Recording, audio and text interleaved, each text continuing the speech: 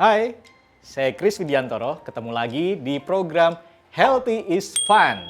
Nah, kali ini kita enaknya ngobrolin apa ya? Kayaknya paling enak kita ngobrolin penuaan dini. Nah, bagi Anda yang masih muda, kalian yang masih muda, jangan seneng dulu tapi ya kalau kita ngomongin masalah penuaan dini, karena justru penuaan dini ini terjadi pada kalian-kalian yang masih muda. Kalau orang tua mengalami proses penuaan, yaitu disebut penuaan pada waktunya dong. Tapi kalau yang mengalami penuaan adalah anak muda, itulah yang disebut penuaan dini. Ya, penuaan dini itu bisa dengan kata lain kita sebut sebagai penuaan sebelum waktunya. Oleh karena itu, untuk mencegah penuaan dini, kita harus tahu dulu kapan proses penuaan itu terjadi. Oke, baik, kita bahas sekarang. Ingat nggak waktu kalian masih bayi? Nggak ingat ya? Oke, waktu kita masih kecil, kita masih pendek, ya tubuhnya kecil, semakin lama tumbuh dan berkembang, tubuh makin tinggi, lama-lama badan makin besar. Itu berarti kita mengalami proses tumbuh kembang, di mana sel-sel kita makin banyak. Tetapi, ya ketika kita sudah mencapai usia 20 tahunan, maka yang terjadi apa? Kita udah nggak tumbuh lagi dong, sudah tidak tambah tinggi, nggak tambah berkembang. Yang terjadi, kita mengalami peremajaan. Selnya tidak nambah, tetapi sel-sel yang tua itu digantikan dengan sel yang muda. Nah, itu disebut sebagai peremajaan sel. Nah, ceritanya begini nih. Jadi, pada saat kita mengalami peremajaan sel, itu antara sel yang baru tumbuh, yang baru diproduksi, dengan sel yang mati itu kejar-kejaran. Mana yang lebih cepat? Kalau misalnya yang tua atau yang mati lebih cepat daripada yang baru, itulah mengalami proses penuaan. Ya, oleh karena itu, sebetulnya kita harus waspada. Biasanya proses penuaan itu terlihat di usia kita 30 tahunan. Ya, tetapi seharusnya ya kalau kita tidak mau mengalami penuaan dini, seharusnya kita sudah mulai pada saat kita sudah tidak tumbuh dan berkembang lagi, yaitu tentu saja di usia 20 tahunan. Kita harus sudah mencegah supaya tidak terjadi penuaan dini. Ya. Ngomong-ngomong penuaan dini nih, ya kita harus tahu dulu. Ternyata menurut pakar, penuaan itu lebih cepat terjadi pada wanita. Ya, pada usia kurang lebih 20 tahunan, wanita mulai mengalami penuaan. Kenapa? Karena wanita mengalami puber lebih cepat daripada pria, yaitu usia 10-12 tahun.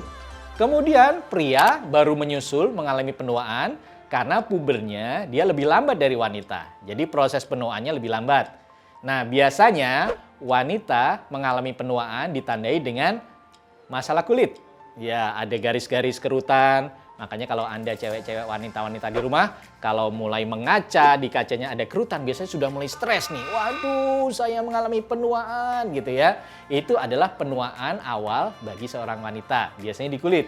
Kalau Anda seorang pria, proses penuaan ditunjukkan dengan berkurangnya otot, massa otot.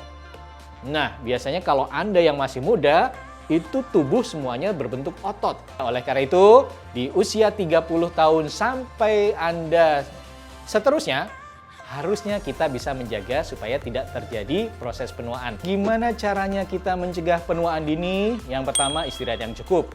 Karena pas kita istirahat, maka sel kita mulai meremajakan diri atau regenerasi sel. Yang kedua, hindari stres. Karena kalau kita stres, itu mempercepat proses penuaan. Gimana hindari stres? Refreshing dong. Ya, kemudian olahraga yang cukup.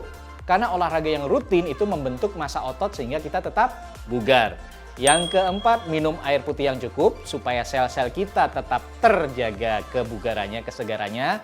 Yang kelima ini adalah makanan yang kaya antioksidan adalah buah-buahan dan sayur-sayuran. Yang kayak protein biasanya adalah kacang-kacangan, daging, susu, keju, telur, dan sebagainya. Tapi masalahnya adalah kalau kita konsumsi protein, dalam tubuh kita harus diolah lagi menjadi protein yang siap serap, yaitu namanya peptida.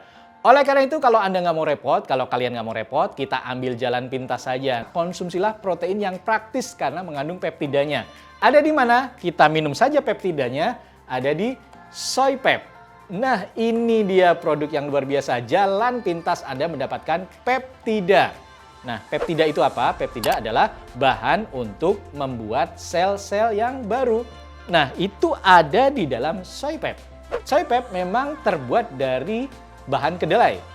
Tapi ingat, ini bukan susu kedelai yang biasa Anda minum seperti putih berwarna putih dan rasa langu itu. Tidak. Ini adalah minuman ekstrak kedelai, saripati kedelai dengan rasa buah persik.